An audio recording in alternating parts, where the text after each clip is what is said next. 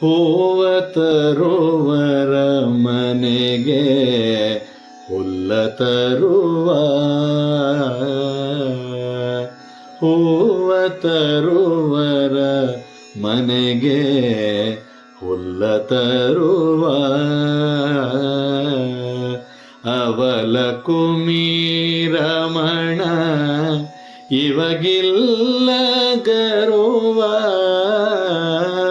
ಹೂವ ತರುವರ ಮನೆಗೆ ಹುಲ್ಲ ತರುವ, ಅವಲ ಕುಮೀರಮಣ ಇವಗಿಲ್ಲ ಗರುವ, ಹೂವ ತರುವರ ಮನೆಗೆ ಹುಲ್ಲ ತರುವ.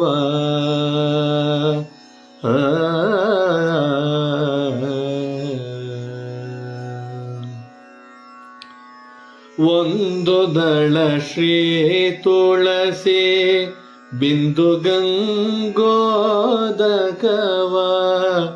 ಒಂದು ದಳ ಶ್ರೀ ತುಳಸಿ ಬಿಂದು ಗಂಗೋದಕವ,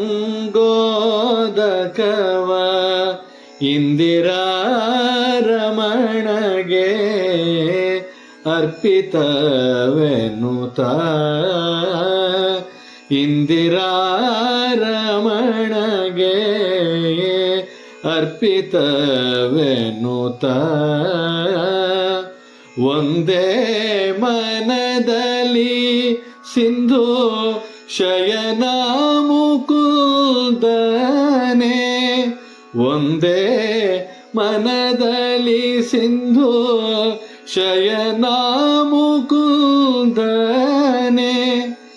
ಎಂದೆಲ್ದಿಗೂ ವಾಸಿಪನ ಮಂದಿರದೊಳಗೆ, ಎಂದೆಲ್ಗೂ ವಾಸಿಪನ ಮಂದಿರದ ಒಳಗೆ, ಹೂವ ತರುವರ ಮನೆಗೆ ಹುಲ್ಲ ತರುವ, ಅವಲ ಕುಮೀರಮಣ ಇವಗೆಲ್ಲ ಗರುವ, ಹೂವ ತರುವರ ಮನೆಗೆ ಹುಲ್ಲ ತರುವ. ಕೃಷ್ಣ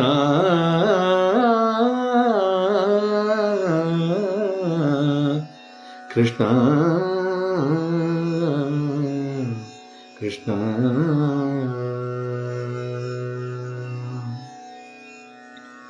ಪಾಂಡವರ ಮನೆಯೊಳಗೆ ಕುದುರೆಗಳ ತೊಳೆದು, ಪಾಂಡವರ ಮನೆಯೊಳಗೆ ಕುದುರೆಗಳ ತೊಳೆದು, ಪುಂಡರೀಕಾಕ್ಷ ಹುಲ್ಲನು ತೆನಿಸಿದ, ಪುಂಡರೀಕಾಕ್ಷ ಹುಲ್ಲನು ತೆನಿಸಿದ, ಅಂಡಜಾಧಿಪ ನಮ್ಮ ಪುರಂದರ ವಿಠಲನು, ವಿಠಲ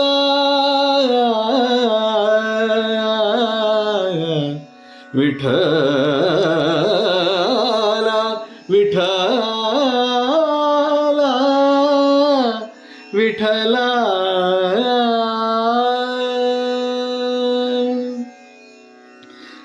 ಅಂಡಜಾಧಿಪ ನಮ್ಮ ಪುರಂದರ ವಿಠಲನು, ಅಂಡಜಾಧಿಪ ನಮ್ಮ ಪುರಂದರ ವಿಠಲನು, ತೊಂಡರಿಗೆ ತೊಂಡನಾಗಿ, ತೊಂಡರಿಗೆ ತೊಂಡನಾಗಿ ಸಂಚರಿಸುತ್ತಿಗನು, ತೊಂಡರಿಗೆ ತೊಂಡನಾಗಿ ಸಂಚರಿಸುತ್ತಿಗನು, ಹೂವ ತರುವರ ಮನೆಗೆ ಹುಲ್ಲ ತರುವ ಅವಲ ಕುಮೀರಮಣ ಇವಗಿಲ್ಲ ಗರುವ ಹೂವ ತರುವರ ಮನೆಗೆ ಹುಲ್ಲ ತರುವ ಹೂವ ತರುವರ ಮನೆಗೆ ಹುಲ್ಲ ತರುವ ಆ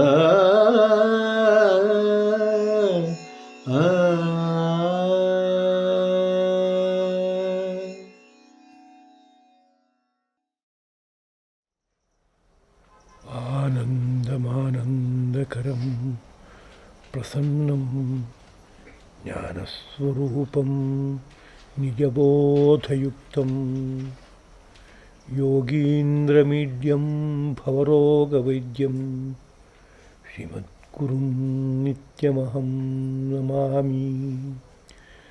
ದೇವಕೀ ಪರಮಾನಂದಂ ಕೃಷ್ಣಂ ವಂದೇ ಜಗದ್ಗುರುಂ. ಸರ್ವೋಪನಿಷದೋ ಗಾವಃ ದೋಗ್ಧಾ ಗೋಪಾಲನಂದನಃ ಪಾರ್ಥೋ ವತ್ಸಃ ಸುಧೀರ್ಭೋಕ್ತಾ ದುಗ್ಧಂ ಗೀತಾಮೃತಂ ಮಹತು. ವಿಶ್ವಮೂಲದಲ್ಲಿ ಜ್ಯೋತಿರ್ಮಯವಾಗಿ ಬೆಳಗುವ ಪರಮ ಗುರುತತ್ವಕ್ಕೆ ನಮೋ ನಮಃ. ನಮಃ ಪರಮರ್ಷಿಭ್ಯಃ ನಮಃ ಪರಮರ್ಷಿಭ್ಯಃ. ಎಲ್ಲ ಆಚಾರ್ಯ ಪುರುಷರಿಗೂ ಹಾರ್ದವಾದ ನಮನಗಳು.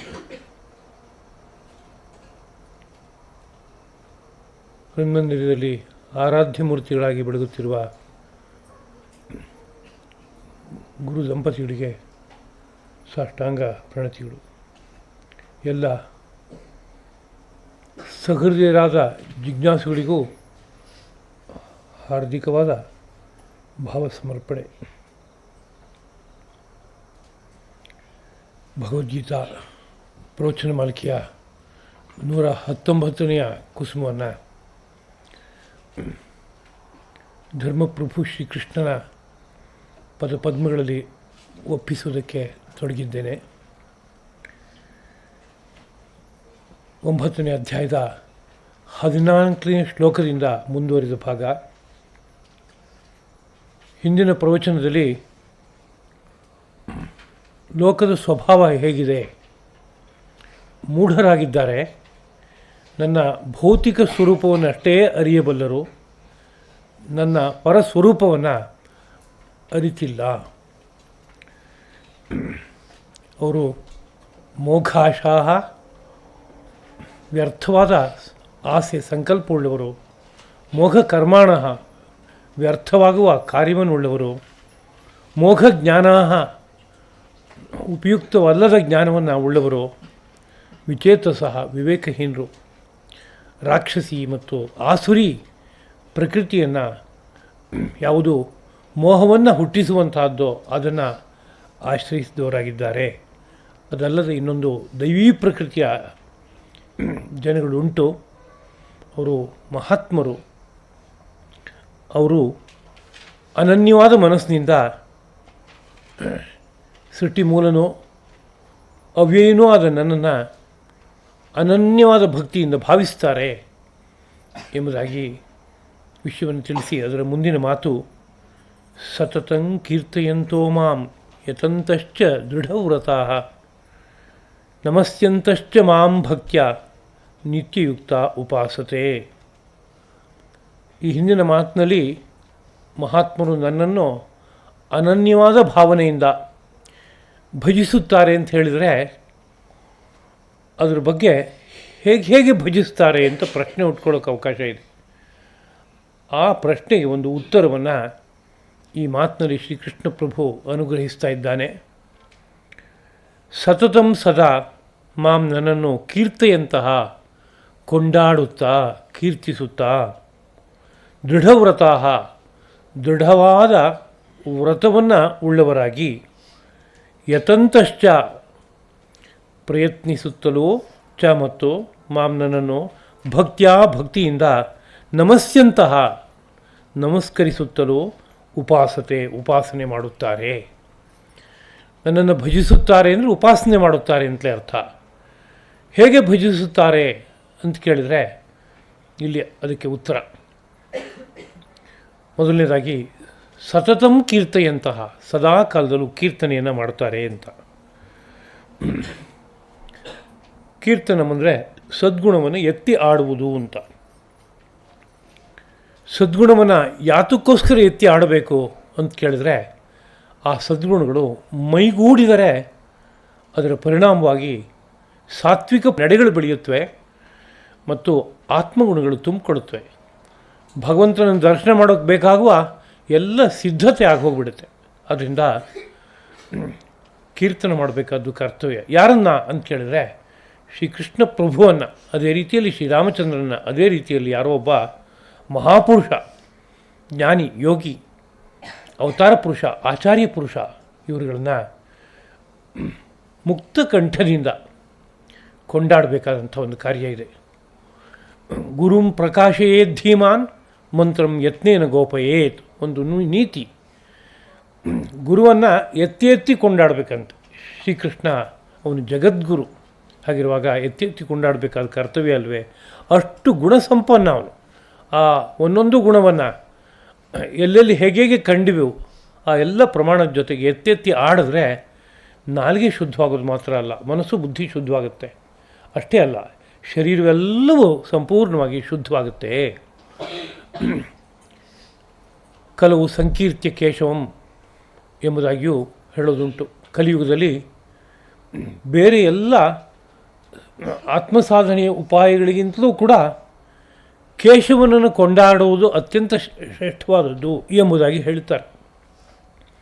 ಅದ್ಯಾಕೆ ರಾಮನ ಬಗ್ಗೆ ಹೇಳಲಿಲ್ಲ, ದಶಾವತಾರಗಳಲ್ಲಿ ಉಳಿದ ಅವತಾರಗಳನ್ನು ಎತ್ತಿ ಹೇಳಲಿಲ್ಲ ಅಂತ ಕೇಳಿದರೆ, ಕಾಲತಃ ಯಾವುದು ಹತ್ತಿರದ ಅವತಾರವೋ ಅದು ಹೆಚ್ಚು ಪ್ರಭಾವವನ್ನು ಬೀರುತ್ತೆ ಅಂತ ಧರ್ಮಜ್ಞರು ಸಾರ್ತಾರೆ.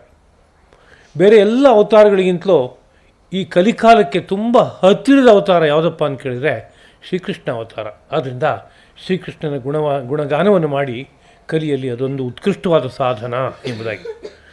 ಗರುಡ ಪುರಾಣದಲ್ಲಿ ಯುಗಧರ್ಮವನ್ನು ನಿರೂಪಿಸುವಂಥ ಒಂದು ಪ್ರಕರಣದಲ್ಲಿ ಒಂದು ಮಾತು ಬರುತ್ತೆ.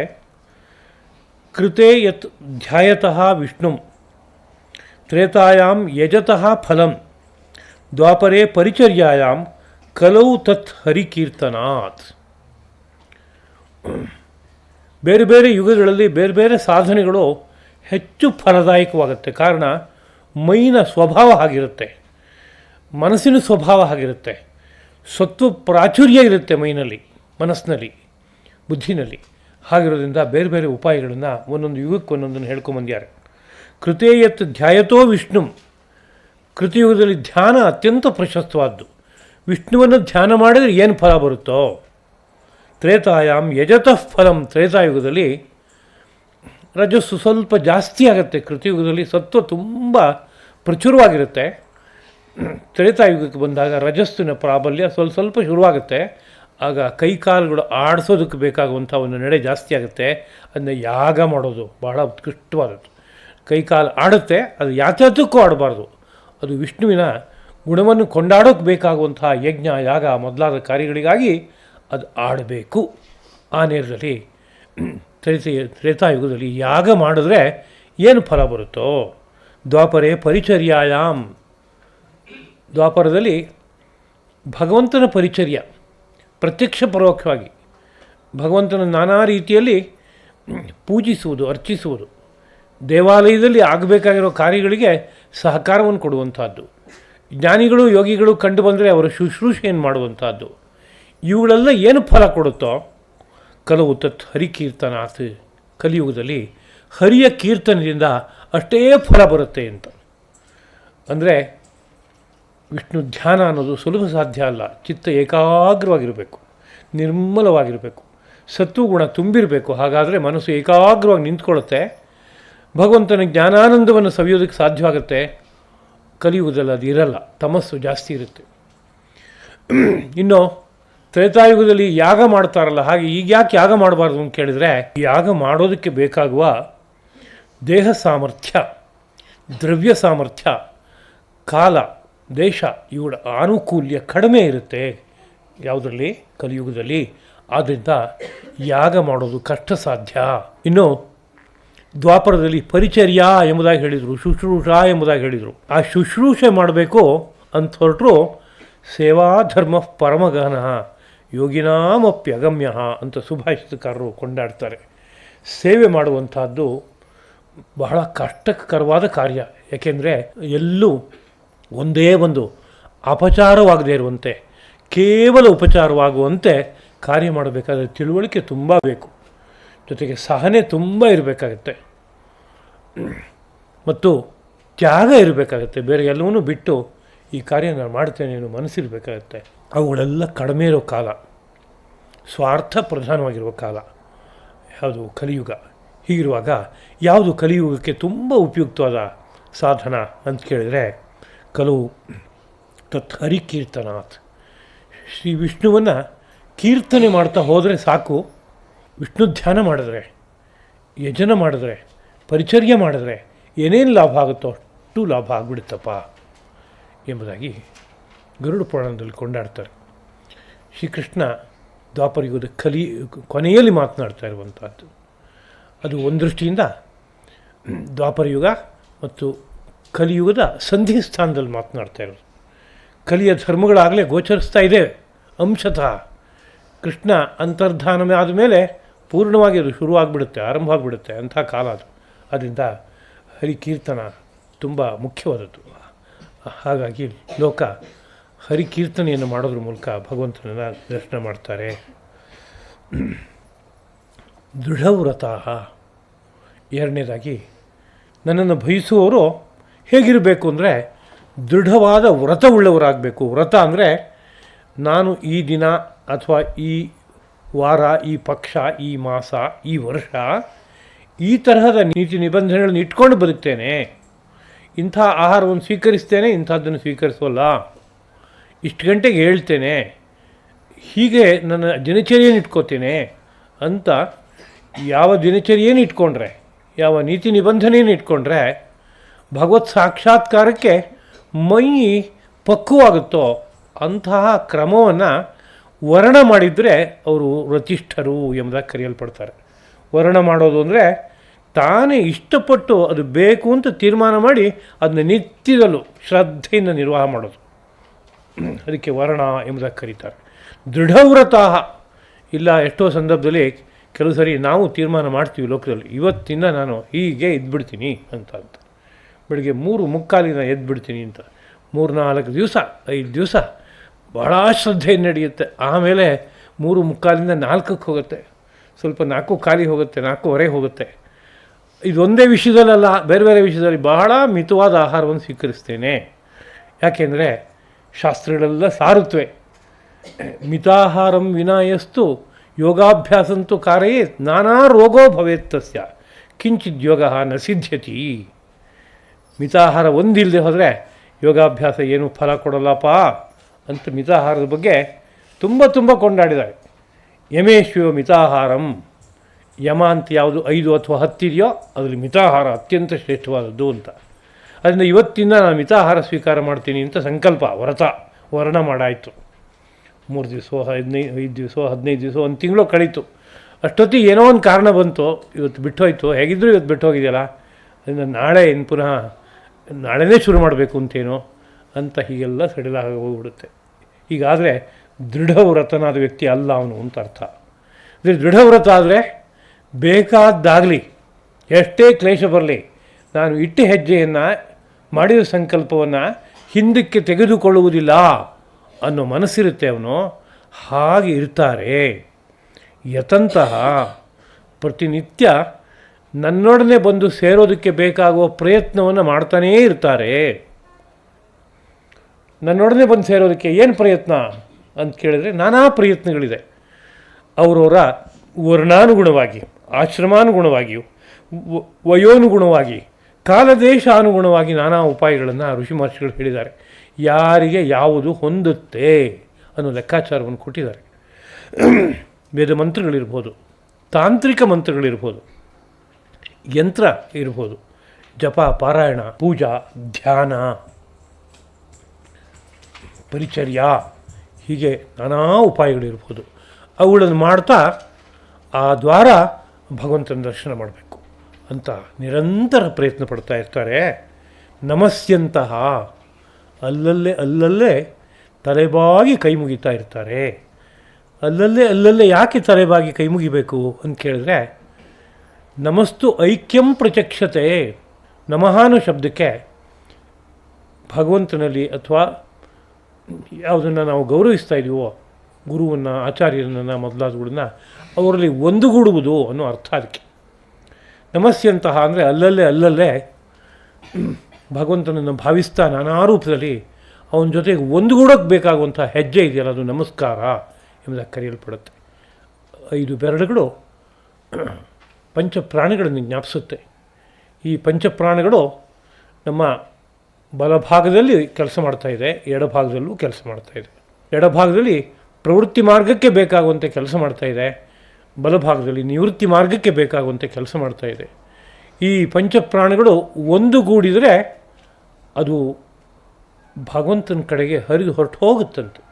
ಯೋಗಜ್ಞರು ಸಾರ್ತಾರೆ, ಇವುಗಳಲ್ಲಿ ಕವಲೊಡೆದಾಗ ಈ ಬಾಹ್ಯ ವ್ಯಾಪಾರಗಳು, ಇವುಗಳೇನಾದರೂ ಒಂದುಗೂಡಿದರೆ ಅದು ತಾನಾಗಿ ಸುಷುಮ್ನೆಯಲ್ಲಿ ಒಳಮುಖವಾಗಿ ಸಾಗ್ತಾ ಮನಸ್ಸು ಬುದ್ಧಿಗಳನ್ನು ಕರ್ಕೊಂಡು ಹೋಗಿಬಿಡುತ್ತೆ, ಭಗವಂತನಲ್ಲಿ ಲಯಗೊಳಿಸುತ್ತೆ ಎಂಬುದಾಗಿ ಸಾರ್ತಾರೆ.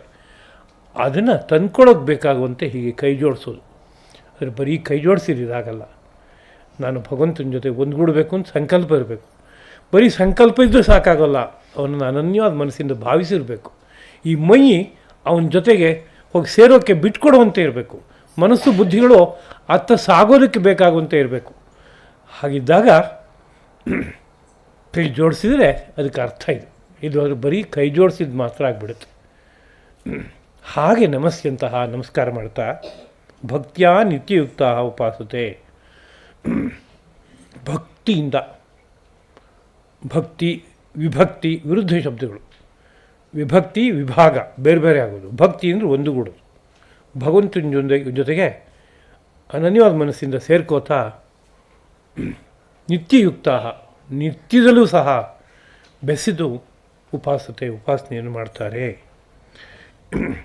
ಇದನ್ನೇ ಕಲಿಯುಗದ ಧರ್ಮವನ್ನು ಹೇಳುವಾಗ, ಕೀರ್ತನವನ್ನು ವಿಶೇಷವಾಗಿ ಎತ್ತಿ ಹೇಳುವಾಗ ಇನ್ನೊಂದು ಮಾತು ಗರುಡ ಪುರಾಣದ್ದು ಸ್ಮರಣೀಯವಾಗಿದೆ. ಕಲೇಹೇ ದೋಷನಿಧೇಹೇ ವಿಪ್ರ. ಎಲೆ ವಿಪ್ರನೇ, ಕಲಿಕಾಲವೆಂಬುದು ದೋಷದ ನಿಧಿ. ಅದು ಅಂದರೆ ನಾನಾ ದೋಷಗಳು ಸೇರಿಕೊಂಡಿರುವ ಕಾಲಪ್ಪ ಕಲಿಕಾಲ ಅನ್ನೋದು. ಅಸ್ತಿ ಏಕಃ ಮಹಾನ್ ಗುಣ. ಅಂಥ ಕಲಿಕಾಲದಲ್ಲೂ ಒಂದು ವಿಶೇಷವಾದ ಗುಣ ಇದೆಯಪ್ಪ. ಕೀರ್ತನಾದೇವ ಕೃಷ್ಣಸ್ಯ ಮುಕ್ತಬಂಧ ಪರಂ ವ್ರಜೇತ್. ಶ್ರೀಕೃಷ್ಣನನ್ನು ಕೀರ್ತನೆ ಮಾಡುವುದಷ್ಟರಿಂದಲೇ ಮುಕ್ತ ಬಂಧ, ಈ ಸಂಸಾರ ಬಂಧನವನ್ನು ಕಳ್ಕೊಂಡು ಪರಂ ವ್ರಜೇತ್, ಆ ಪರತತ್ವದ ಕಡೆಗೆ ಹೋಗ್ತಾನೆ. ಅಂಥ ಉತ್ಕೃಷ್ಟವಾದಂಥ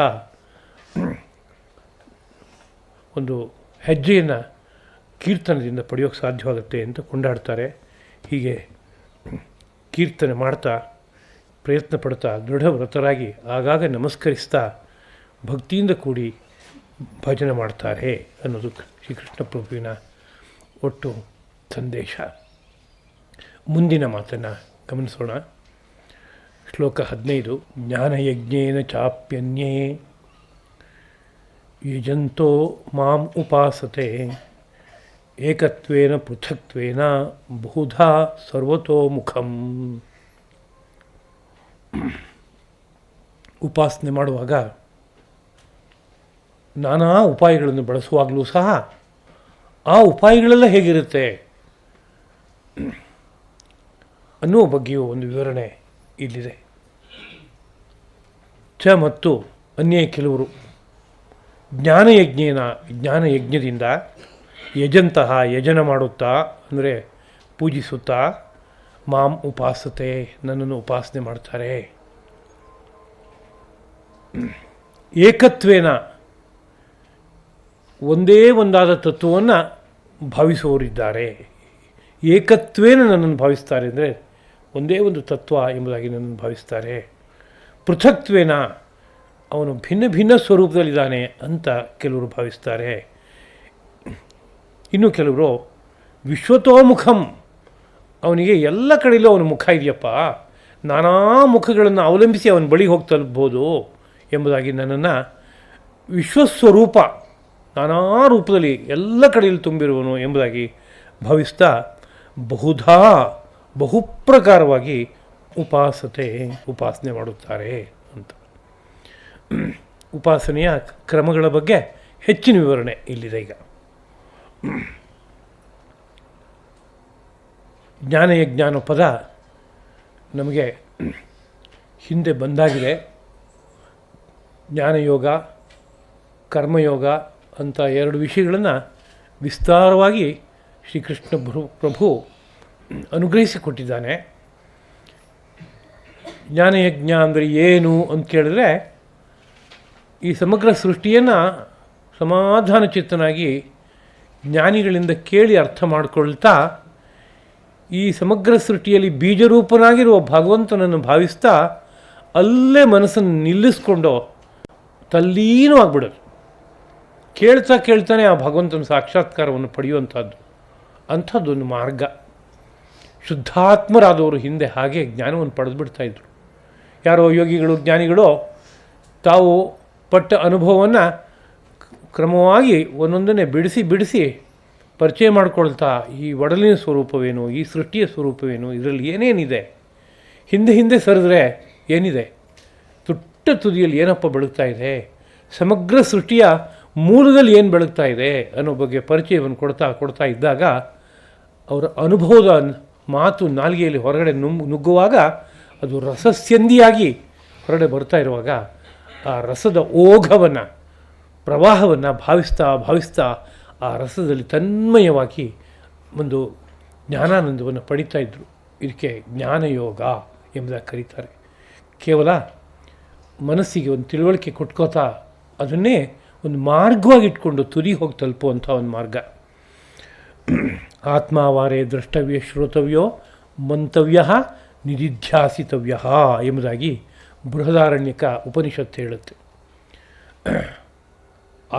ಆತ್ಮವಸ್ತುವು ದ್ರಷ್ಟವ್ಯ ಶ್ರೋತವ್ಯ ಮಂತವ್ಯ ನಿಧಿಧ್ಯಾಸಿತವ್ಯ. ದ್ರಷ್ಟವ್ಯ ಅದನ್ನು ಮನಸ್ಸೆಂಬ ಚಕ್ಷುಸ್ಸಿನಿಂದ ನೋಡಬೇಕು. ಆ ಬಗ್ಗೆ ಶ್ರೋತವ್ಯ ಅನುಭವಿಗಳ ಮಾತನ್ನು ಕೇಳಬೇಕು. ಮಂತವ್ಯ ಆ ಮಾತನ್ನು ಮನನ ಮಾಡಬೇಕು ನಿರಂತರವಾಗಿ. ನಿಧಿಧ್ಯಾಸಿತವ್ಯ ಆ ಮಾತಿನ ಸಾರರೂಪವಾಗಿ ಅವರು ಯಾವ ಪರತತ್ವವನ್ನು ವರ್ಣಿಸ್ತಾರೋ ಆ ಪರತತ್ವವನ್ನು ಧ್ಯಾನ ಮಾಡಬೇಕು. ನಿಧಿಧ್ಯಾಸನ ಅಂದರೂ ಒಂದೇ, ಧ್ಯಾನ ಅಂದರೂ ಒಂದೇ. ಧ್ಯಾನ ಮಾಡಬೇಕು.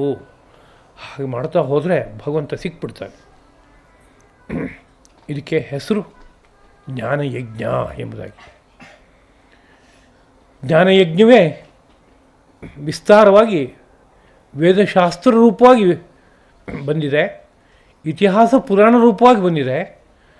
ಅವರವರ ಯೋಗ್ಯತೆಗೆ ತಕ್ಕಂತೆ, ಸಾಮರ್ಥ್ಯಕ್ಕೆ ತಕ್ಕಂತೆ ಯಾವುದನ್ನು ಭಾವಿಸ್ತಾ ಹೋದರೆ ಮನಸ್ಸು ಭಗವಂತನಲ್ಲಿ ತಲ್ಲೀನವಾಗ್ಬೋದೋ ಆಯಾ ಉಪಾಯವನ್ನು ಅವಲಂಬಿಸಿಕೊಂಡು ಆ ಕಡೆಗೆ ಸಾಗ್ತಾ ಹೋಗೋದಾದರೆ ಅವೆಲ್ಲವೂ ಸಹ ಜ್ಞಾನಯಜ್ಞ ಎಂಬುದಾಗಿ ಕರೆಯಲ್ಪಡುತ್ತೆ. ಹಾಗೆ ಭಾವಿಸುವಾಗ ಏಕತ್ವೇನ ಭಗವಂತ ಒಬ್ಬನೇ ಒಬ್ಬ ಅಂತ ಅಂದುಕೊಂಡು ಭಾವಿಸೋರುಂಟು. ಏಕಮೇವ ಅದ್ವಿತೀಯಂ ಬ್ರಹ್ಮ ಉಪನಿಷತ್ ಸಾರುತ್ತೆ. ಏಕಮೇವ ಪರಂ ಬ್ರಹ್ಮ ಹೀಗೆ ಹೇಳುತ್ತೆ. ಏಕಂ ಸದ್ವಿಪ್ರಾಹ ಬಹುಧಾ ವದಂತಿ. ಒಂದೇ ಒಂದಪ್ಪ ತತ್ವ. ಆದರೆ ವಿಪ್ರರು ಅದರ ನಾನಾ ಮುಖಗಳನ್ನು ನಾನಾ ರೂಪದಲ್ಲಿ ವರ್ಣಿಸ್ತಾರೆ. ಮೂಲದಲ್ಲಿ ಭಗವಂತ ಏಕ ರೂಪದಲ್ಲಿದ್ದಾನೆ, ಅಖಂಡ ಜ್ಯೋತಿರ್ಮಯನಾಗಿ ಬೆಳಗ್ತಾ ಇದ್ದಾನೆ, ಆನಂದಮಯನಾಗಿ ಬೆಳಗ್ತಾ ಇದ್ದಾನೆ. ಒಂದೇ ಒಂದು ಅದು, ಅದಕ್ಕೆ ಇನ್ನೊಂದು ಸರಿಸಾಟಿಯಾದದ್ದಿಲ್ಲ.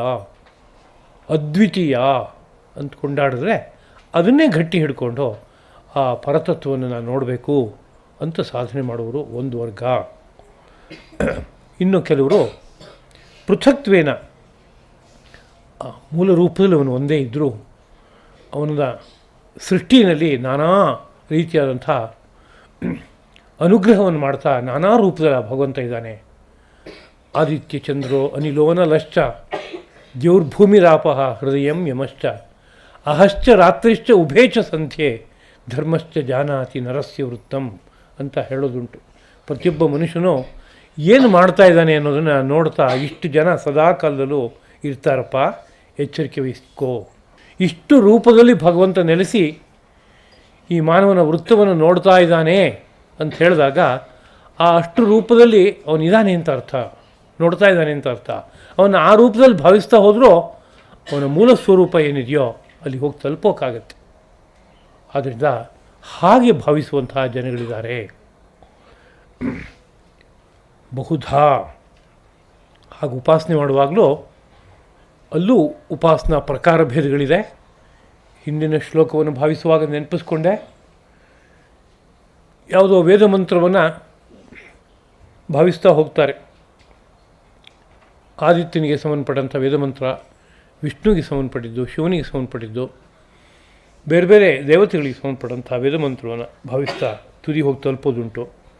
ಅದೇ ರೀತಿಯಲ್ಲಿ ತಾಂತ್ರಿಕ ಮಂತ್ರಗಳು ಅಂತಿದೆ.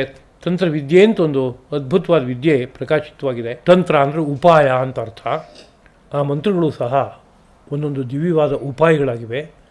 ಅವುಗಳನ್ನು ಅನುಸಂಧಾನ ಮಾಡ್ತಾ ಮಾಡ್ತಾ ಅದಕ್ಕೆ ಬೇಕಾದ ನೀತಿ ನಿಬಂಧನೆಗಳು ಮೈನಲ್ಲಿ ಇದ್ದರೆ ಅದನ್ನು ಉಪಾಸನೆ ಮಾಡೋದಕ್ಕೆ ಬೇಕಾಗುವ ಅರ್ಹತೆ ನಮ್ಮ ಮೈನಲ್ಲಿ ಇದೆ ಅಂತಾದರೆ ಆ ಮಂತ್ರಗಳು ಆಯಾ ದೇವತೆಗಳ ಸಾಕ್ಷಾತ್ಕಾರವನ್ನು ಮಾಡಿಸ್ಕೊಟ್ಬಿಡುತ್ತೆ. ಆಯಾ ದೇವತೆಗಳ ಸಾಕ್ಷಾತ್ಕಾರವು ಮುಂದೆ ಮುಂದೆ ಹೋಗ್ತಾ ಆ ಪರಬ್ರಹ್ಮದ ಸಾಕ್ಷಾತ್ಕಾರದಲ್ಲಿ ಹೋಗಿ ನಿಲ್ಲುತ್ತವೆ. ಹೀಗೆಲ್ಲ ಒಂದು ಸೂತ್ರ ಇದೆ ಸೃಷ್ಟಿನಲ್ಲಿ, ಅದನ್ನು ಬಳಸ್ಕೋತಾ. ಅದೇ ರೀತಿಯಲ್ಲಿ ಯಂತ್ರ ಅಂತ ಇನ್ನೊಂದಿದೆ.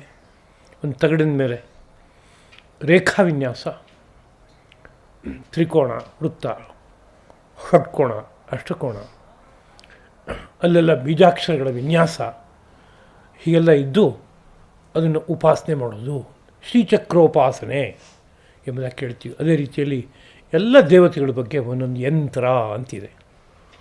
ಆ ಯಂತ್ರ ಅನ್ನೋದು ರೇಖಾವಿನ್ಯಾಸ ರೂಪವಾಗಿದ್ದು ಬೀಜಾಕ್ಷರಗಳಿಂದ ಕೂಡಿದ್ದಾಗಿ ಆ ದೇವತೆಯನ್ನು ಆ ರೂಪದಲ್ಲಿ ಜ್ಞಾಪಿಸ್ತಾ ಇದೆ.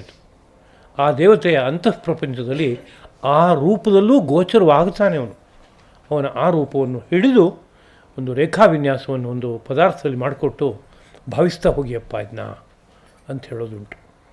ಅದೇ ರೀತಿಯಲ್ಲಿ ಜಪ, ಪಾರಾಯಣ, ಧ್ಯಾನ, ಪೂಜಾ ಇದೇ ರೀತಿಯಾದಂಥ ಬಹುಧಾ ನಾನಾ ಪ್ರಕಾರದಲ್ಲಿ ಆ ವಿಶ್ವತೋಮುಖ ಅಂದರೆ ವಿಶ್ವರೂಪನಾದಂಥ ಭಗವಂತನನ್ನು ಭಾವಿಸುವಂಥವರಿದ್ದಾರೆ. ಇದೆಲ್ಲ ಏನನ್ನು ಜ್ಞಾಪಿಸುತ್ತೆ ಅಂತ ಕೇಳಿದ್ರೆ, ಒಂದು ಬೀಜ ಇದೆ, ಬೀಜವನ್ನೇ ಭಾವಿಸುವಂಥದ್ದು ಆಗಬಹುದು.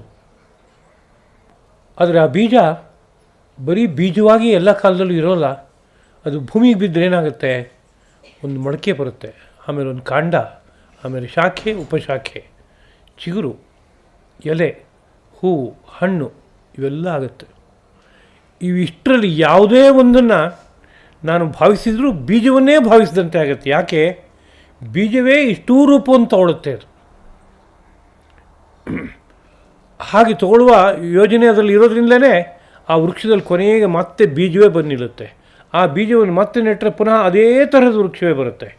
ಅಂದರೆ ಬೀಜವೇ ತನ್ನ ತನವನ್ನು ವಿಸ್ತಾರಗೊಳಿಸ್ಕೊಂಡಾಗ ಮಹಾವೃಕ್ಷವಾಗಿದೆ. ತನ್ನ ತನವನ್ನು ವೃಕ್ಷವು ಸಂಕೋಚ ಮಾಡಿದ್ರೆ, ಉಪಸಂಹಾರ ಮಾಡಿಕೊಂಡ್ರೆ ಬೀಜ ರೂಪವನ್ನು ಧರಿಸುತ್ತೆ. ಆದ್ದರಿಂದ ಬೀಜವನ್ನು ಭಾವಿಸಿದರೂ ವೃಕ್ಷವನ್ನು ಭಾವಿಸಿದಂತೆಯೇ ಆಗುತ್ತೆ, ವೃಕ್ಷವನ್ನು ಭಾವಿಸಿದರೂ ಬೀಜವನ್ನೇ ಭಾವಿಸಿದಂತೆ ಆಗುತ್ತೆ. ಅದು ಹೇಗೋ ಹಾಗೆ ಆ ಭಗವಂತನನ್ನು ಮೂಲ ಸ್ವರೂಪದಲ್ಲೂ ಭಾವಿಸ್ಬೋದು, ಅವನ ವಿಸ್ತೃತ ಸ್ವರೂಪದಲ್ಲಿ ನಾನಾ ರೂಪದಲ್ಲೂ ಭಾವಿಸ್ಬೋದು, ನಾನಾ ಉಪಾಯಗಳಿಂದಲೂ ಭಾವಿಸ್ಬೋದು.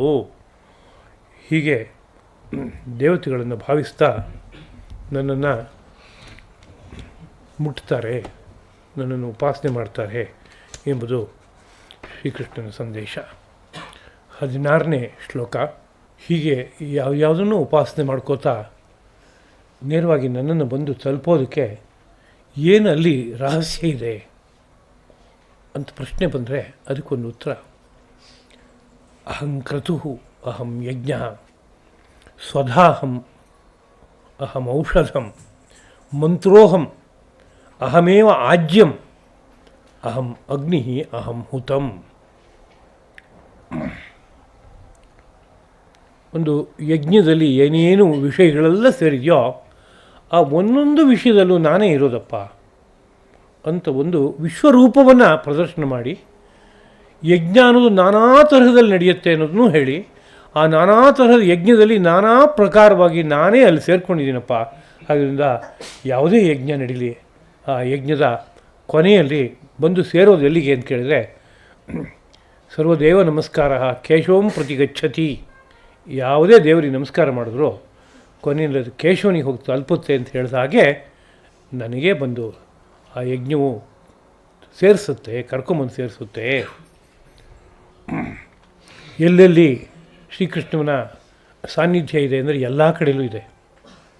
ಹಾಗಿದ್ದರೂ ಯಾವುದೋ ಕೆಲವನ್ನು ಆ ಶ್ರೀ ವಿಷ್ಣುವಿನ ಸಾನ್ನಿಧ್ಯ ಅತಿಶಯವಾಗಿ ಎದ್ದು ತೋರುವಂಥ ವಸ್ತುಗಳನ್ನು ಯಜ್ಞಾಂಗವಾಗಿ ಬಳಸ್ಕೋತಾರೆ. ಎಲ್ಲ ಕಡೆಯಲ್ಲೂ ಭಗವಂತ ನೆಲೆಸಿದ್ದಾನೆ ಅಂತಿದ್ದರೂ ಅದರ ಹೊರರೂಪ ರಾಜಸುವೋ ತಾಮಸವೋ ಆಗಿದ್ದಾಗ ಅದನ್ನು ಮುಟ್ಟಿದರೆ, ಅದನ್ನು ನೋಡಿದ್ರೆ, ಅದನ್ನು ರುಚಿ ಆಸ್ವಾದನೆ ಮಾಡಿದ್ರೆ, ಅದನ್ನ ಕೀರ್ತನೆ ಮಾಡಿದ್ರೆ ರಜಸ್ಸು ತಮಸ್ಸು ಜಾಸ್ತಿ ಆಗಿಬಿಡ್ಬೋದು ಅನ್ನೋ ಸನ್ನಿವೇಶ ಇದೆ. ಹಾಗಲ್ಲದೆ ಎಷ್ಟೆಷ್ಟೋ ವಸ್ತುಗಳು ಸತ್ವಪ್ರಧಾನವಾದದ್ದಿವೆ. ಆ ವಸ್ತುಗಳನ್ನೇ ಆ ಭಗವಂತನ ಆರಾಧನೆಗೆ ಯಜ್ಞರೂಪವಾದಂಥ ಕರ್ಮಕ್ಕೆ ಬಳಸ್ಕೊಳ್ತಾ ಹೋಗೋದಾದರೆ ಅಲ್ಲೆಲ್ಲ ಇರೋದು ಯಾರಪ್ಪ ಅಂದರೆ ಆ ಮಹಾಪ್ರಭು ಕೃಷ್ಣನೇ ಒಂದೊಂದು ರೂಪದಲ್ಲಿ ಕಾಣಿಸ್ತಾನೆ. ಆದ್ದರಿಂದ ಅವೆಲ್ಲದರ ಮೂಲಕ ಆ ಒಳಗಡೆ ಆರಾಧ್ಯನಾದ ಕೃಷ್ಣನನ್ನೇ ಆರಾಧಿಸಿರೋದು ಅಂತ ಆಗುತ್ತೆ. ಕ್ರತುಹು ಅಹಂ ಯಜ್ಞ, ನಾನೇ ಕ್ರತುವು, ನಾನೇ ಯಜ್ಞನು ಎಂಬುದಾಗಿ ಕೃಷ್ಣ ಹೇಳ್ತಾ ಇದ್ದಾನೆ. ಕ್ರತು ಯಜ್ಞ ಇವೆರಡು ಶಬ್ದಗಳನ್ನು ಸಮಾನಾರ್ಥಕವಾಗಿಯೂ ಬಳಸ್ತಾರೆ, ಕೆಲವು ಕಡೆಯಲ್ಲಿ ಭಿನ್ನ ಭಿನ್ನ ಅರ್ಥದಲ್ಲೂ ಬಳಸ್ತಾರೆ. ಈ ಎರಡೂ ಶಬ್ದವನ್ನು ಒಂದೇ ಕಡೆಯಲ್ಲಿ ಬಳಸ್ತಾ ಇರೋದ್ರಿಂದ ಇದು ಎರಡನ್ನೂ ಬೇರೆ ಬೇರೆ ಅರ್ಥದಲ್ಲಿ ತೊಗೋಬೇಕಾಗತ್ತೆ. ಪರ್ಯಾಯ ಪದ ಎಂಬ ಅರ್ಥದಲ್ಲಿ ತೊಗೋಬೇಕಾಗತ್ತೆ. ಪ್ರಕಾರಾಂತರೇಣ ಒಂದೇ ಸತ್ಯವನ್ನು ಹೇಳ್ತಾ ಇರುವಂತಹ ಪದಗಳು ಎಂಬುದಾಗಿ ತಗೋಬೇಕು. ಅಂದರೆ ಕ್ರತುಹು ಅನ್ನೋದಕ್ಕೆ ಶ್ರೌತ ಕರ್ಮಭೇದ ಎಂಬುದಾಗಿ ಆಚಾರ್ಯರು ವಿವರಣೆಯನ್ನು ಕೊಡ್ತಾರೆ. ಶ್ರೌತ ಅಂದರೆ ಶ್ರುತ್ಯುಕ್ತವಾದಂಥ ಒಂದು ಅಗ್ನಿಸಾಧ್ಯವಾದ ಅಗ್ನಿಯನ್ನು ಸ್ಥಾಪನೆ ಮಾಡಿ ಮಾಡುವಂಥ ಒಂದು ಕರ್ಮ, ಅದಕ್ಕೆ ಶ್ರೌತ ಕರ್ಮ ಎಂಬುದಾಗಿ ಹೆಸರು. ಅದೇ ಇನ್ನೊಂದು ಸ್ಮಾರ್ಥ ಕರ್ಮ ಅಂತಿದೆ. ಸ್ಮೃತ್ಯುಕ್ತವಾದ ಕ್ರಮವನ್ನು, ಸ್ಮೃತಿಗಳು ಹೇಳುವ ಕ್ರಮವನ್ನು ಪ್ರಧಾನವಾಗಿ ಅವಲಂಬಿಸಿ ಅಗ್ನಿಯನ್ನು ಸ್ಥಾಪನೆ ಮಾಡಿ ಮಾಡುವ ಕರ್ಮಗಳಿದೆ, ಅದಕ್ಕೆ ಸ್ಮಾರ್ಥ ಕರ್ಮ ಎಂಬುದಾಗಿ ಕರೀತಾರೆ. ಸ್ಮೃತಿ ಸ್ಮಾರ್ಥ. ಸ್ಮೃತಿ ಅನ್ನೋದಕ್ಕೆ ಇಲ್ಲಿ ನೆನಪು ಅಂತ ಅರ್ಥ ಅಲ್ಲ, ಸ್ಮೃತಿ ಗ್ರಂಥಗಳಿದೆ, ಅವುಗಳೂ ಸಹ ಆ ಶ್ರುತಿ ಹೇಳುವ ಸತ್ಯವನ್ನೇ ನೆನಪಿನಲ್ಲಿಟ್ಕೊಂಡು ಬಂದಿರುವ ಗ್ರಂಥಗಳಾದ್ದರಿಂದ, ಹೊರಡೆ ಬಂದಿರೋ ಗ್ರಂಥ ಆದ್ದರಿಂದ ಅದಕ್ಕೆ ಸ್ಮೃತಿ ಎಂಬುದಾಗಿ ಹೆಸರು ಬಂದಿದೆ. ಅಲ್ಲಿ ಉಕ್ತವಾದ ಕ್ರಮವನ್ನು ಅನುಸರಿಸಿ ಅಗ್ನಿಯನ್ನು ಸ್ಥಾಪಿಸಿ ಅಗ್ನಿಯ ದ್ವಾರ ಭಗವಂತನನ್ನು ಮೆಚ್ಚಿಸುವಂತಹ ಯಾವ ಕಾರ್ಯ ಮಾಡ್ತಾರೋ ಅದಕ್ಕೆ ಯಜ್ಞ ಎಂಬುದಾಗಿ ಕರೀತಾರೆ. ಇದನ್ನು ಬೇರೆ ಕಡೆಯಲ್ಲಿ ಇನ್ನೊಂದು ರೂಪದಲ್ಲಿ ನಿರೂಪಣೆ ಮಾಡ್ತಾರೆ. ಯೂಪಸಹಿತ ಯಜ್ಞ ಕ್ರತುಹು ಅಂತ. ಒಂದು ಯೂಪಸ್ತಂಭ ಅಂತಿರುತ್ತೆ, ಅಲ್ಲಿ ಆ ಯಜ್ಞದಲ್ಲಿ ಬಳಸುವ ಪಶುವನ್ನು ಕಟ್ಟುತ್ತಾರೆ. ಅಂತಹ ಯೂಪಸ್ತಂಭದಿಂದ ಕೂಡಿರುವ ಯಜ್ಞಕ್ಕೆ ಕ್ರತು ಅಂತ ಹೆಸರು. ಯೂಪಸ್ತಂಭ ಇಲ್ಲ ಅಂತಾದರೆ ಅದು ಯಜ್ಞ ಅಂತ ಅನ್ನೋ ರೀತಿಯಾದ ವಿವರಣೆಯನ್ನು ಕೊಡ್ತಾರೆ. ಅದು ಕೃತವಾಗಿರಲಪ್ಪ, ಅದು ಯಜ್ಞವಾಗಿರಲಿ, ಅದು ನಾನೇನೇ. ಅಂದರೆ ಅಲ್ಲಿರುವ ವಿಧಿವಿಧಾನವೆಲ್ಲವೂ ನನ್ನ ನೀತಿಯಾಗಿದೆ, ಅದು ನಾನೇ ರಚಿಸಿಕೊಟ್ಟ ನೀತಿಯಾಗಿದೆ. ಅದನ್ನ ಅನುಸರಿಸ್ತಾ ಹೋದಾಗ ನೀನು ನನ್ನ ಬಳಿಗೆ ಬಂದು ತಲುಪಿಡ್ತೀಯಾ. ಸ್ವಧಾಹಂ, ಅದೇ ರೀತಿಯಲ್ಲಿ ನಾನು ಸ್ವಧಾ ಅಂದರೆ ಪಿತೃದೇವತೆಗಳಿಗೆ ಒಂದನ್ನು ಅರ್ಪಿಸುವ ಸಂದರ್ಭದಲ್ಲಿ ಹೇಳುವ ಮಾತದು. ಅನ್ನ ಅಂತ ಅದಕ್ಕೆ ಅರ್ಥ. ಪಿತೃದೇವತೆಗಳಿಗೆ ತುಂಬ ಪ್ರಿಯವಾದದ್ದು ಅನ್ನ. ಅದರಿಂದಲೇ ಪಿತೃಕರ್ಮಗಳನ್ನು ಆಚರಿಸುವಾಗ ಶ್ರಾದ್ದಾದಿಗಳಲ್ಲಿ ಪಿಂಡ ಪ್ರದಾನ ಅಂತ ಬಂದಿದೆ. ಆ ಪಿಂಡ ಯಾವುದ್ರದ್ದು? ಅನ್ನ. ನಮ್ಮ ಮೈ ಇದೆಯಲ್ಲ, ಇದು ಅನ್ನದಿಂದ ಸಿದ್ಧವಾಗ್ತಾ ಇರೋದು. ಈ ಮೈಯನ್ನು ಅನುಗ್ರಹಿಸುವಂತಹ ದೇವತೆಗಳು ಯಾರು? ಪಿತೃದೇವತೆಗಳು. ಅವರು ಒಂದು ದೃಷ್ಟಿಯಿಂದ ಅನ್ನಸ್ವರೂಪರು. ಅವರನ್ನು ಆರಾಧನೆ ಮಾಡಬೇಕಾದ್ರೆ ಅನ್ನದ ದ್ವಾರ ಆರಾಧನೆ ಮಾಡಬೇಕು. ಹಾಗೆ ಅನ್ನವನ್ನು ಸಮರ್ಪಣೆ ಮಾಡುವಾಗ ಸ್ವಧಾ ಎಂಬ ಶಬ್ದವನ್ನು ಹೇಳಿ ಅರ್ಪಣೆ ಮಾಡೋದಾದ್ರಿಂದ ಸ್ವಧಾ ಅನ್ನೋ ಶಬ್ದಕ್ಕೆ ಅನ್ನ ಅಂದರೆ ಅನ್ನವೆಲ್ಲವೂ ನಾನೇನೆ. ಅಹಂ ಔಷಧಂ ಅನ್ನ ಅಂದಾಗ ಪ್ರಧಾನವಾಗಿ ಅದ್ಯತೆ ಇತಿ ಅನ್ನಂ, ಯಾವುದು ತಿನ್ನಲ್ಪಡುತ್ತದೆಯೋ ಅದು ಅನ್ನ ಅಂತ ಇದಕ್ಕೆ ಒಂದು ವ್ಯಾಪಕವಾದ ಅರ್ಥ. ಆದರೆ ಪ್ರಯೋಗ ಕ್ಷೇತ್ರಗಳಲ್ಲಿ ಅಕ್ಕಿಯನ್ನು ಬೇಯಿಸಿ ಮಾಡಿದ ವಸ್ತುವನ್ನು ಅನ್ನ ಎಂಬುದಾಗಿ ಕರೀತಾರೆ. ಅದ್ಯತೆ ಇತಿ ಅನ್ನಂ, ಯಾವುದು ತಿನ್ನಲ್ಪಡುತ್ತದೆಯೋ ಅದು ಅನ್ನ ಅಂತ ಹೇಳಿದಾಗ ತಿನ್ನಲ್ಪಡುವ ವಸ್ತುವು ಗೋಧಿಯೂ ಆಗ್ಬೋದು, ರಾಗಿಯೂ ಆಗ್ಬೋದು, ಬೇರೆ ಬೇರೆ ಧಾನ್ಯಗಳೆಲ್ಲ ಆಗ್ಬೋದು, ಅವೆಲ್ಲವೂ ಅನ್ನವೇ ವ್ಯಾಪಕವಾದ ಅರ್ಥದಲ್ಲಿ. ಆದರೆ ಅನೇಕ ಕಡೆಗಳಲ್ಲಿ ಆ ಶಬ್ದವನ್ನು ಅನ್ನ ಶಬ್ದವನ್ನು ಅಕ್ಕಿಯಿಂದ ಪಕ್ವವಾದ ಪದಾರ್ಥಕ್ಕೆ ಬಳಸ್ತಾರೆ. ಆ ಅನ್ನವು ನಾನೇ ಆಗಿದ್ದೇನೆ ಅಂತ ಒಂದು ಮಾತು. ಅನ್ನವಲ್ಲದ ತಿನ್ನಲು ಯೋಗ್ಯವಾದ ಬೇಕಾದಷ್ಟು ವಸ್ತುಗಳಿದೆಯಲ್ಲ, ಯಾವುದಿದೆ ಅಂತ ಕೇಳಿದ್ರೆ ಔಷಧಂ ಅಂತ ಇನ್ನೊಂದು ಶಬ್ದ ಬಳಸ್ತಿದ್ರು. ಔಷಧಂ ಅನ್ನೋದಕ್ಕೆ ನಮ್ಮ ನಿತ್ಯ ಭಾಷೆಯಲ್ಲಿ ಏನು ಅರ್ಥ ಇದೆ? ಕನ್ನಡದಲ್ಲಿ ಔಷಧಿಗಳು ಅಂತ ಹೇಳ್ತೀವಿ, ಮೆಡಿಸಿನ್ಸ್ ಅಂತ ಹೇಳ್ತೀವಿ. ಇಲ್ಲಿ ಇನ್ನೊಂದು ಸ್ವಲ್ಪ ವ್ಯಾಪಕವಾದ ಆಶಯವನ್ನು ತಗೋಬೇಕು. ಔಷಧಿಯಿಂದ ಬಂದದ್ದು ಔಷಧ ಅಂತಾಗುತ್ತೆ.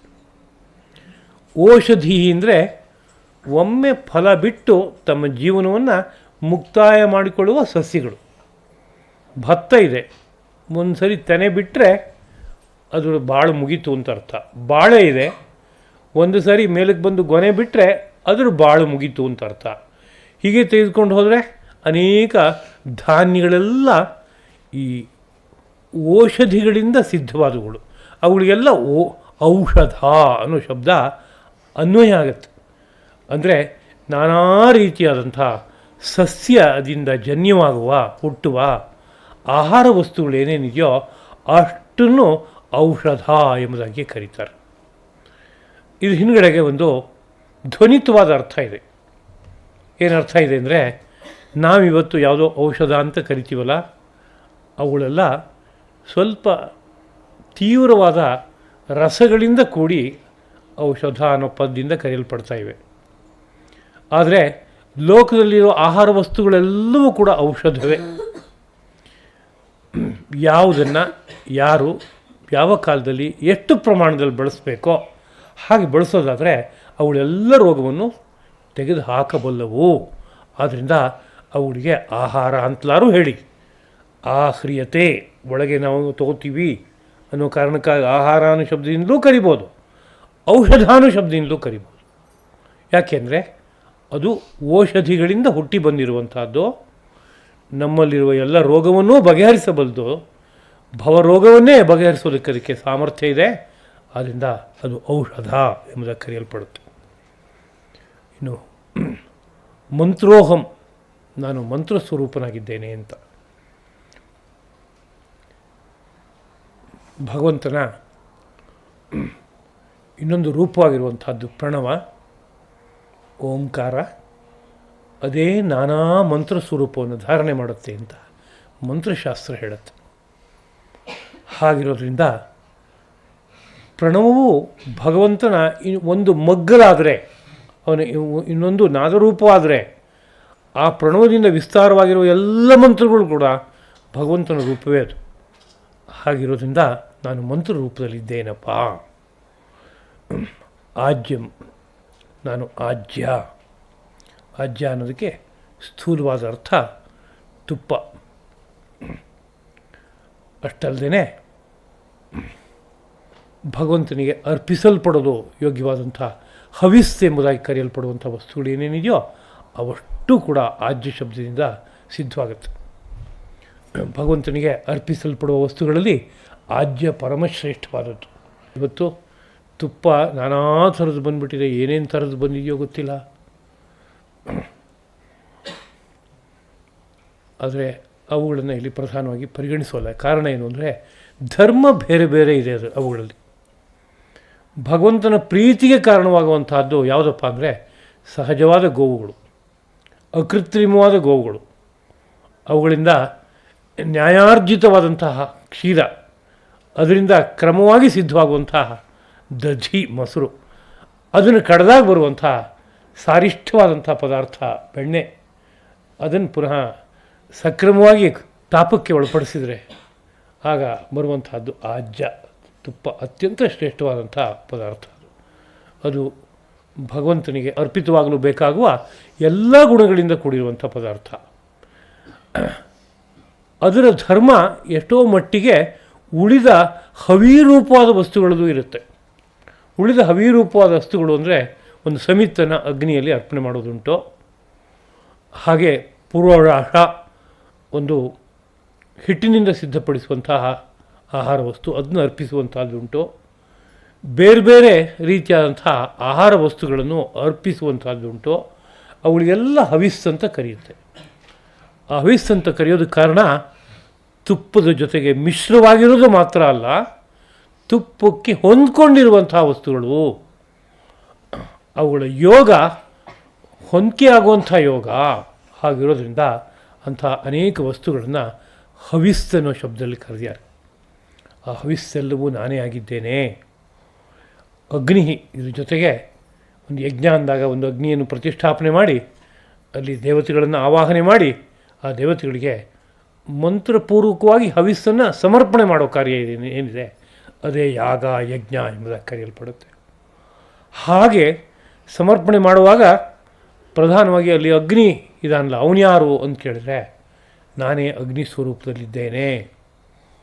ಇನ್ನು ಹುತಂ ಜೊತೆಗೆ ಹವನ ಮಾಡೋದು ಅಂತ ಒಂದಿದೆಯಲ್ಲ, ಅದು ಕ್ರಿಯಾರೂಪವಾಗಿದೆ. ಅದು ಆ ಕ್ರಿಯಾರೂಪ ಏನದು ಅಂತ ಕೇಳಿದ್ರೆ ಅವರವ್ರ ಮನಸ್ಸಿಗೆ ಬಂದಂತೆ ತೋರ್ಕೊಂಡು ಮಾಡಿದ್ದಲ್ಲ. ಅದು ಹಾಗೆ ಮಾಡಿದ್ರೆ ಅದು ಉಚ್ಛೃಂಖಲವಾದ ನಡೆ, ಅದು ಭಗವಂತನ ಪ್ರೀತಿಗೆ ಕಾರಣವಾಗುವಂಥದ್ದಲ್ಲ.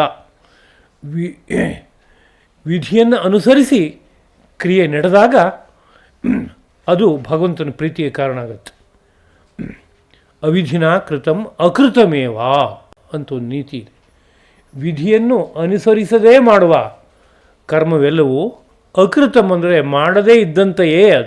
ಅದು ಮಾಡಿದರೂ ಒಂದೇ ಮಾಡದೇ ಇದ್ದರೂ ಒಂದೇ, ಫಲ ಕೊಡಲ್ಲಪ್ಪ ಅಂತ ಹೇಳಿದ್ದಾರೆ. ವಿಧಿ ಅಂತಂದಾಗ ಆ ಕ್ರಿಯೆಗಳು ಹೇಗೆ ನಡೆದರೆ ಭಗವಂತನ ಸಾನ್ನಿಧ್ಯ ಬಂದು ಕೊಟ್ಟ ಹವಿಸ್ಸು ಅವನಿಗೆ ಸಮರ್ಪಿತವಾಗಿ ಅದರ ಪರಿಣಾಮ ಸಪ್ತಧಾತುಗಳಲ್ಲಿ ಏರ್ಪಟ್ಟು ಪರಿಣಾಮವಾಗಿ ಭಗವಂತನನ್ನು ದರ್ಶನ ಮಾಡೋಕ್ಕೆ ಸಾಧ್ಯ ಆಗ್ಬೋದೋ, ಭಗವಂತನ ಪ್ರಸನ್ನತೆಯನ್ನು ಹೊತ್ಕೋಬೋದೋ ಹಾಗೆ ಆಗೋದಕ್ಕೆ ಬೇಕಾಗುವ ವಿಜ್ಞಾನ ಸಮ್ಮತವಾದಂಥ ಒಂದು ಕ್ರಿಯೆ, ಒಂದಕ್ಕೊಂದು ಹೊಂದ್ಕೊಂಡಿರುವಂಥ ಒಂದು ಕ್ರಿಯೆ, ಅದು ಅತ್ಯಂತ ಮರ್ಮದಿಂದ ಕೂಡಿರುವಂಥದ್ದಾಗಿದೆ. ಅಂತಹ ಆ ಮರ್ಮದಿಂದ ಕೂಡಿರುವಂತಹ ಯಾವ ಕ್ರಿಯೆ ಇದೆಯೋ ಆ ಕ್ರಿಯೆ ಬೇರೆ ಯಾರೂ ಅಲ್ಲಪ್ಪ, ನಾನೇ ಹುತ ಅಂದರೆ ಹವನ ಕರ್ಮ ನಾನೇನೆ ಅಂತ.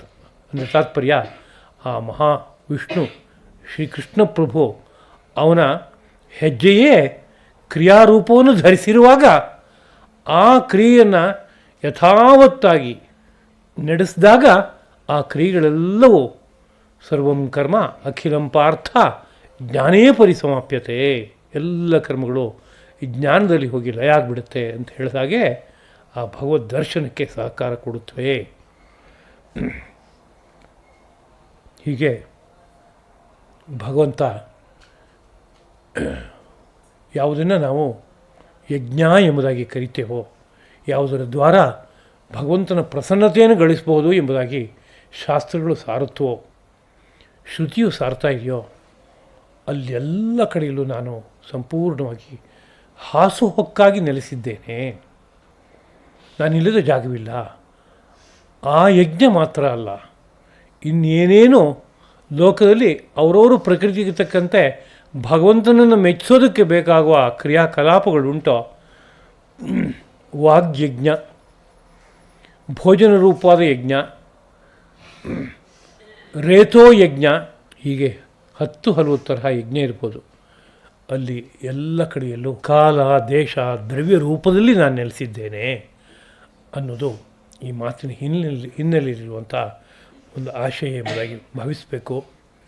ಈ ನೋಟವನ್ನು ಇಟ್ಕೊಂಡು ವಿಧಿವಿಧಾನವನ್ನು ಅರಿತು ಆ ಕಾರ್ಯವನ್ನು ಮಾಡಬೇಕು.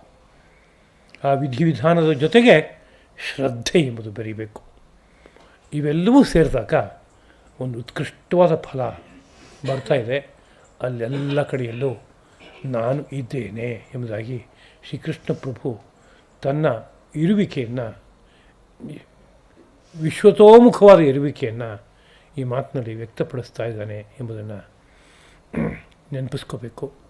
ಈ ಮನಸ್ಸು, ಈ ಬುದ್ಧಿ ನಿರಂತರವಾಗಿ ನಮಗೆ ಉಳ್ಕೋಬೇಕು. ಬೆಳಗ್ಗೆ ಎದ್ದಾಗ ಭೂಮಿ ಮೇಲೆ ಹೆಜ್ಜೆ ಇಡುವಾಗ ಸಮುದ್ರವಸನೇ ದೇವಿ ಪರ್ವತಸ್ಥನ ಮಂಡಲೆ ವಿಷ್ಣು ಪತ್ನಿ ನಮಸ್ತುಭ್ಯಂ ಪಾದಸ್ಪರ್ಶಂ ಕ್ಷಮಸ್ವಮೆ. ಈ ಮಾತು ಬರೋ ಕಾರಣ ಈ ನೋಟ. ಅನ್ನವನ್ನು ಸ್ವೀಕರಿಸಬೇಕಾದ್ರೆ ಅನ್ನಪೂರ್ಣೆ ಸದಾಪೂರ್ಣೆ ಅಂತ ಭಗವಂತನ ಸ್ಮರಣೆ. ಹೋದಲ್ಲಿ ಬಂದಲ್ಲಿ ಕುಳಿತಲ್ಲಿ ನಿಂತಲ್ಲಿ ಭಗವಂತನ ಸ್ಮರಣೆ. ಹಾಗೆ ಬರಬೇಕಾದ್ರೆ ಈ ನೋಟ ನಮ್ಮ ಮೈನಲ್ಲಿ ಗಾಢವಾಗಿ ಬೇರೂರಬೇಕು.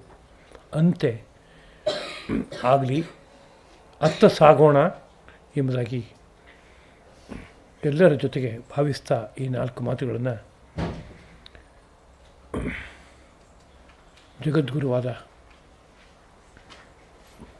ಶ್ರೀಕೃಷ್ಣನ ಪದ್ಮಗಳಲ್ಲಿ ಅರ್ಪಿಸ್ತಾ ಇದ್ದೀನಿ. ಕಾಯೇನ ವಾಚಾ ಮನಸಾ ಇಂದ್ರಿಯೈರ್ವಾ ಬುದ್ಧ್ಯಾ ಆತ್ಮನಾ ವಾ ಪ್ರಕೃತೆ ಸ್ವಭಾವಾತ್ ಕರೋಮಿ ಯದ್ಯತ್ ಸಕಲಂ ಪರಸ್ಮೈ ನಾರಾಯಣಾಯೇತಿ ಸಮರ್ಪಯಾಮಿ. ಶ್ರೀಕೃಷ್ಣಾರ್ಪಣಂ ಅಸ್ತು.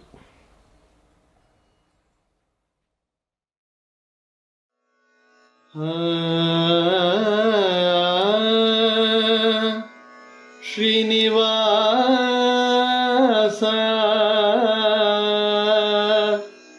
ಶ್ರೀನಿವಾಸ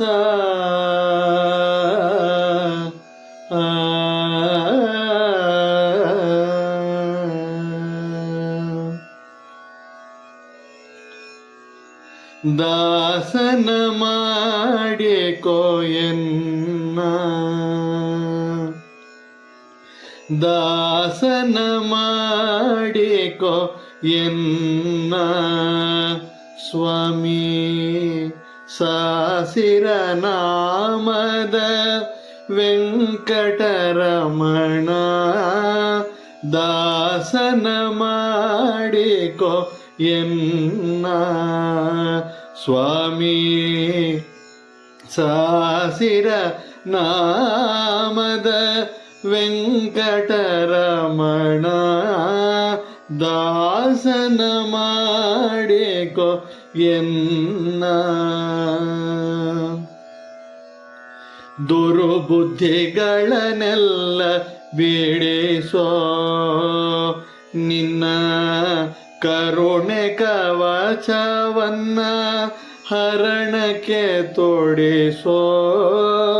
ದುರ್ಬುದ್ಧಿಗಳನ್ನೆಲ್ಲ ಬಿಡಿಸೋ ನಿನ್ನ ಕರುಣೆ ಕವಚವನ್ನ ಹರಣಕ್ಕೆ ತೊಡಿಸೋ. ಚರಣ ಸೇವೆ ಎನಗೆ ಕೊಡಿಸೋ. ನಾರಾಯಣ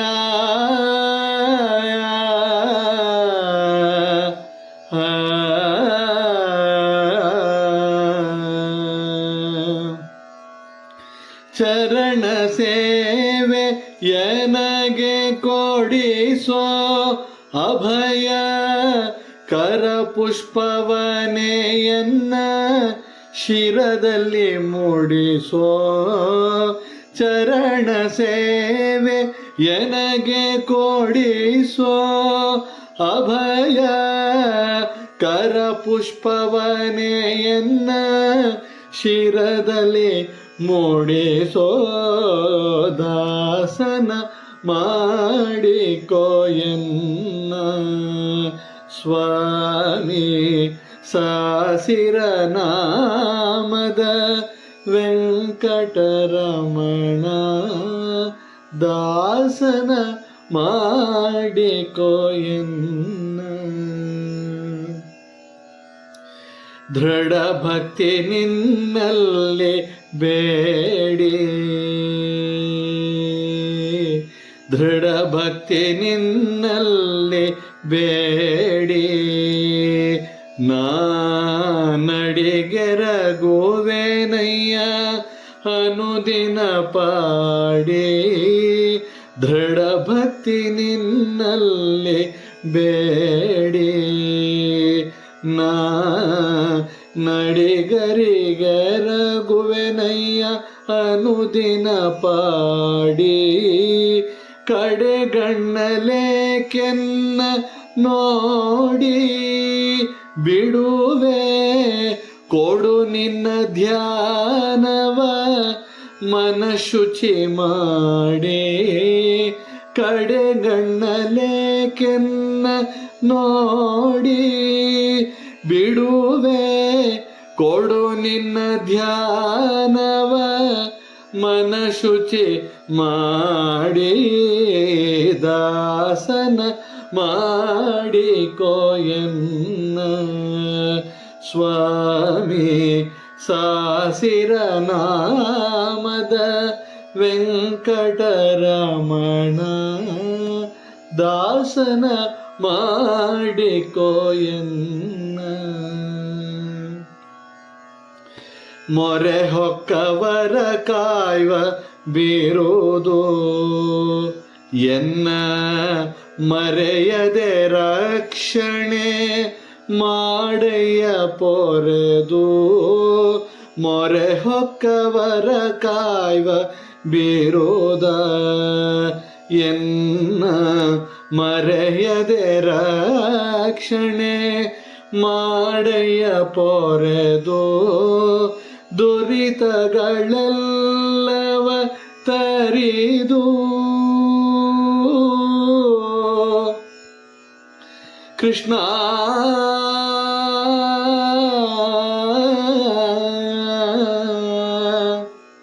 ಕೃಷ್ಣ ಕೃಷ್ಣ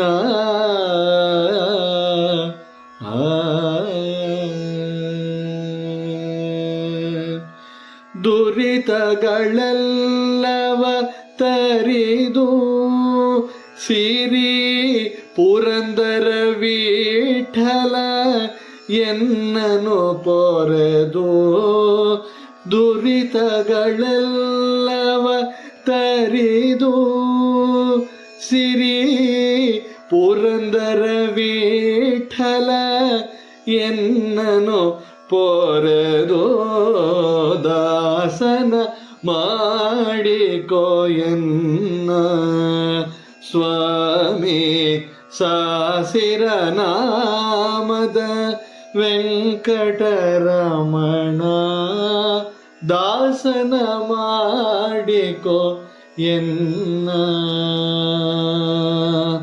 ದಾಸನ ಮಾಡಿಕೋ ಎನ್ನ. ಶ್ರೀನಿವಾಸ ನಾರಾಯಣ ವೆಂಕಟರಮಣ